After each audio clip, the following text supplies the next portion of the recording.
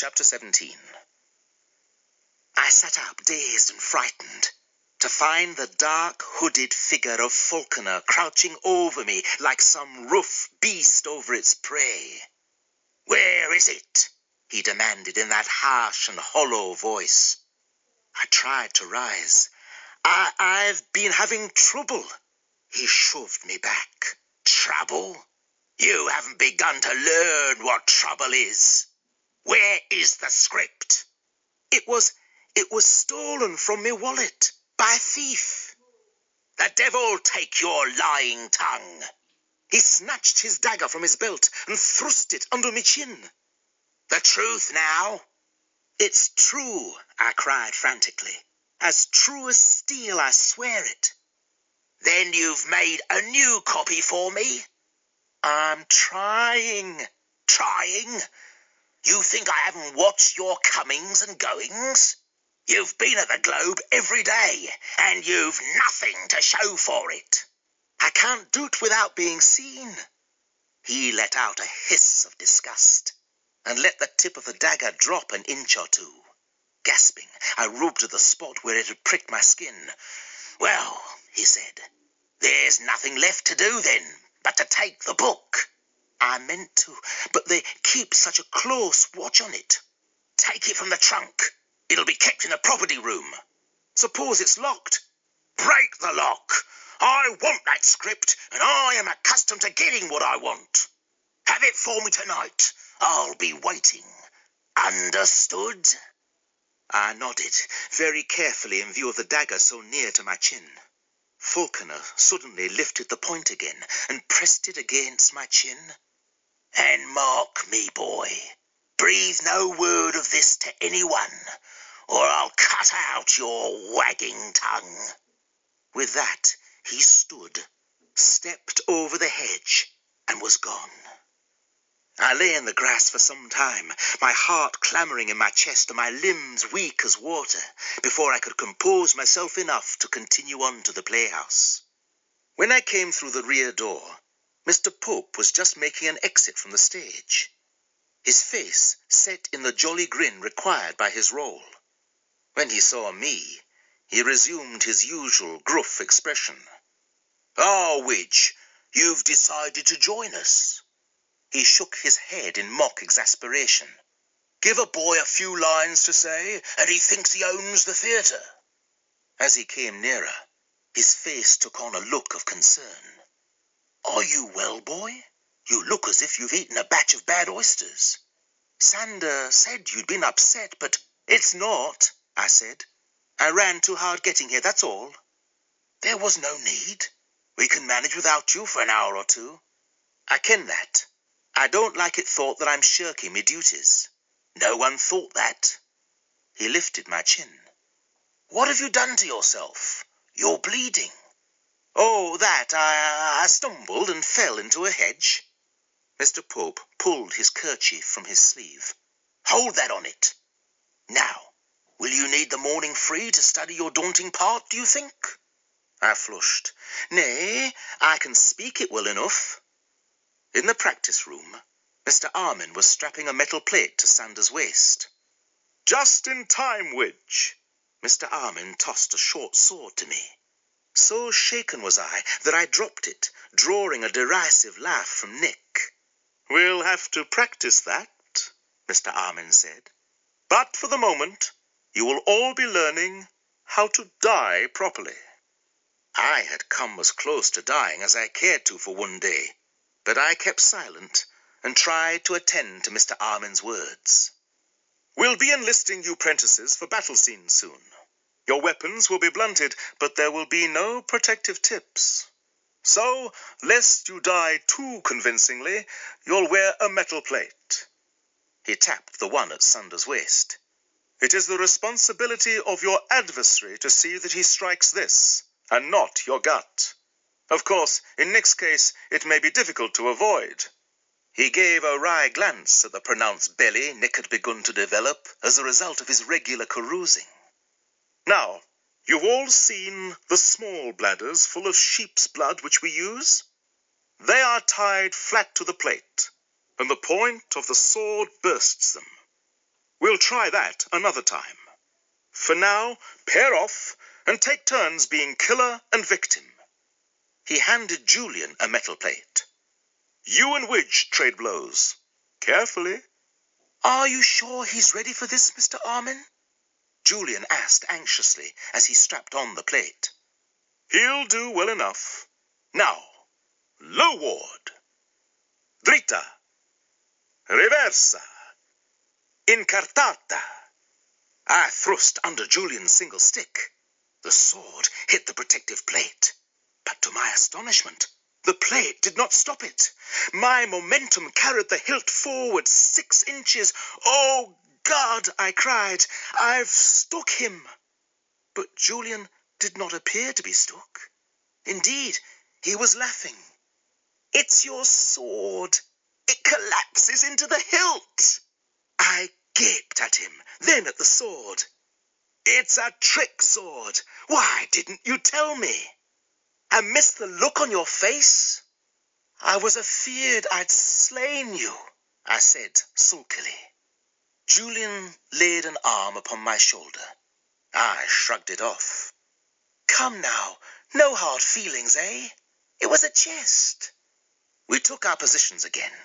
When I struck Julian this time, he gave a half-hearted groan and clutched at his belly. You look as though you'd eaten too many sweets, not suffered a mortal wound, Mr. Armin said. Trade rolls now. I handed my sword to Julian and strapped on the protective plate. In the school of hard knocks, where I had become a master of dodging, I had also learned to feign injury as a way of lessening the severity of a beating. The experience stood me in good stead now.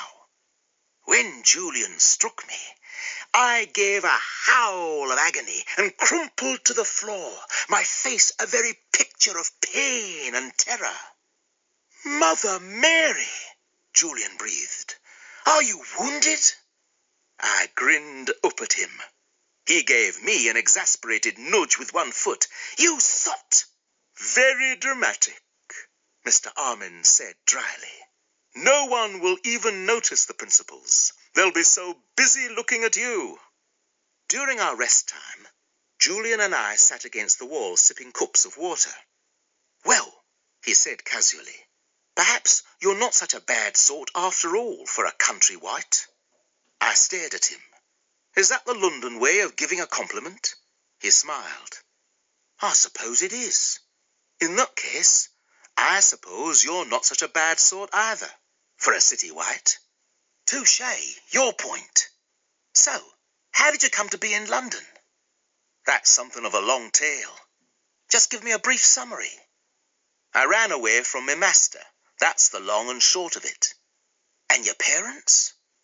My mother's long since dead.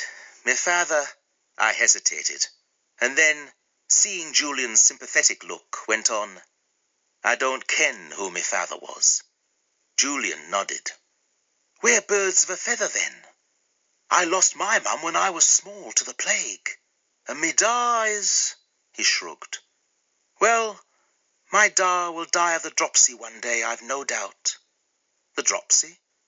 One of the words we use to mean hanging from Tyburn tree. Hanging? Why? What has he done? What hasn't he done, you might as well ask. As far as I know, he's never murdered anyone, and I don't suppose he's ever betrayed one of his fellows. Anything else he'll do, if there's money in it. That's why he lets me prentice here. They pay him a small sum yearly. Aye? Do you think that? What? Oh, I was just wondering whether me master might be willing to do the same. Let me stay on, and they paid him a bit. You think he'll come after you then? Aye, I'm afeard I will. I hope he doesn't, Julian said. You're just beginning to show some promise. I felt myself flush. Do you truly think so? Julian grinned. Well, if you can feign love or compassion half so well as you can feign an agonizing death, you'll be as famous as Burbage. I've had no experience in such things, I said, but I'm willing to learn. We were kept so busy through the morning that I scarcely had time to dread the afternoon when I would step on stage and say my 3 lines. Yet the threat of it hung over me head, along with the more dire threat of Falconer out there, waiting for me to deliver the script. An hour before the performance, I was in costume, not wishing to see my dream come true. I paced about behind the stage, muttering, Pedringano, Pedringano, like an incantation. Widge, Sander said, sit somewhere and practice breathing deeply. I'll call you when you're due on the stage. And you'll forget what then? I won't forget. Nonetheless, I was unable to sit still. I went on stomping about, repeating my lines and getting in everyone's way until at last Julian took me by the arm. Come, you're going to help me with my lines for Satyromastics. It did calm me a bit, having something to do, and Sander was as good as his word, though he got me to the stage with a scant half-minute to spare.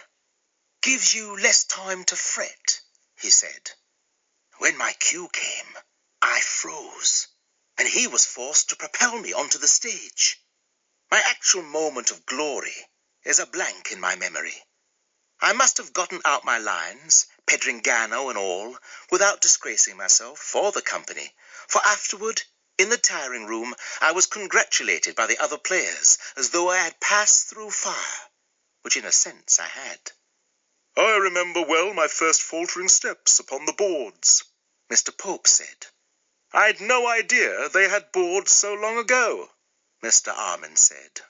Oh, we knew how to make boards well enough. It wasn't until your time that we learned how to make an audience board. There was much laughter. To return to my story, I was given the part of Gluttony in a play called Nature. I was not so well upholstered in those days, so they strapped a sack of buckram about my waist. Halfway through the play it came loose and descended about my knees, so that I resembled not a glutton so much as a pear with legs. I had much the same experience, Mr. Phillips said, save that I was playing a woman, and it was my bosom which migrated south. I was enjoying the players' tales so much that I neglected to undress and remove my makeup. When everyone else was ready to leave, I was still wiping off my face paint. Want us to wait for you? Sander asked. I hesitated. If I was in their company, Falconer could not accost me again. Yet I could not avoid him forever. He had said I must have the script for him that very night, or, well, he had not made it clear what the alternative was, but I knew it would not be pleasant. Nay, I said, trying to sound casual. Go on without me, I'll be along. When they were gone, I sat staring into the looking-glass, as I had seen Mr. Shakespeare do, pondering my dilemma. All my life, I had done what I was told to do without question, without thinking about the right or the wrong of it. This time, I couldn't help questioning. I had no doubt that what Falconer and my master Simon Bass were asking me to do was wrong. Even a thief, Julian had said, would not betray his fellows. And if I took the script, I would indeed have betrayed my fellows. I had no desire to do so. They had taken me in and shown me kindness and trust and friendship. I had been alone and friendless a long time, and had accepted it as my lot. But in the past weeks, I had learned something of what it meant to have friends, and to be a real prentice, not a mere slave. It was a piece of knowledge late to come and hard won, and one I did not wish to forget. Yet I had learned what it means to have an enemy too. As I scrubbed the makeup from my chin, I wiped the spot where Falconer's dagger had pricked the skin. I flinched.